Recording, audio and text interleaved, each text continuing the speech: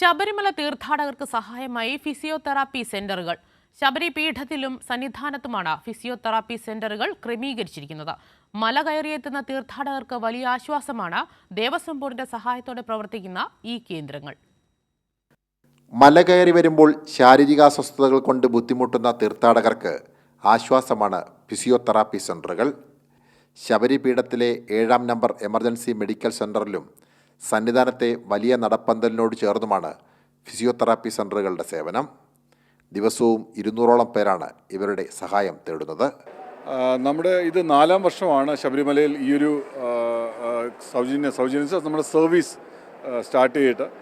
നമ്മുടെ എപ്പോഴും അയ്യപ്പന്മാർ ഇത്രയും കഠിനമായ കാനനപാത കടന്ന് അയ്യപ്പസേനയിലേക്ക് എത്തുമ്പോൾ പലർക്കും ശാരീരികമായിട്ടുള്ള പേശിവലിവ്, മുറുക്കം അല്ലെങ്കിൽ ഉളുക്ക്, ഈ ക്രമാതീതമായിട്ടുള്ള എക്സസൈസായിട്ട് നമ്മുടെ നിർജ്ജലീകരണം വരുന്നത് കൊണ്ടുള്ള ക്ഷീണവും മാംസപേശികളുടെ മുറുക്കവും ഇങ്ങനെയുള്ള ഇഞ്ചുറീസൊക്കെ പതിവായിട്ട് വരാറുള്ളതാണ്. അപ്പോൾ ഇതിനു വേണ്ടി വളരെ എളുപ്പം തന്നെ നമുക്ക് നമ്മുടെ ചികിത്സാ രീതികൾ ഉപയോഗിച്ച് അവരെ വളരെ വേഗത്തിൽ തന്നെ സുഖം പ്രാപിപ്പിക്കാനും നമ്മുടെ ക്ലിനിക്കിൽ കൊണ്ടുവന്ന് അവരെ പരിചരിച്ച് അതിനുള്ള ടേപ്പിങ്ങോ ക്രീപ്പ് ബാൻഡേജോ വീണ്ടും പരിക്ക് വരാതിരിക്കാനുള്ള മാർഗങ്ങൾ സ്വീകരിച്ച് അവരെ നമുക്ക് തിരിച്ച് വീണ്ടും അയ്യപ്പസേനയിലേക്ക് എത്തിക്കാനും തിരിച്ചവരെ സുഖം പ്രാപിച്ച് തന്നെ വീട്ടിലേക്ക് എത്തിക്കാനും സാധിക്കാറുണ്ട്.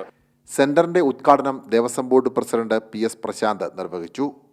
ശരംകുത്തിയിൽ 3-ഉം സന്നിധാനത്ത് ഒരു ഫിസിയോതെറാപ്പിസ്റ്റുമാണ് ഉള്ളത്.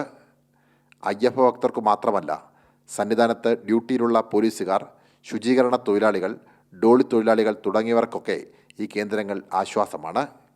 ഇന്ത്യൻ അസോസിയേഷൻ ഓഫ് ഫിസിയോതെറാപ്പിസ്റ്റും പത്തനംതിട്ട റീഹാബിലിറ്റേഷൻ പാലിയേറ്റീവ് കെയർ സെൻ്ററും ചേർന്നാണ് ദേവസ്വം ബോർഡിൻ്റെ സഹായത്തോടെ ഈ കേന്ദ്രങ്ങൾ തുറന്നിട്ടുള്ളത്. ജയപ്രകാശിനൊപ്പം സനോജ് സുരേന്ദ്രൻ, കൈരളി ന്യൂസ്, സന്നിധാനം.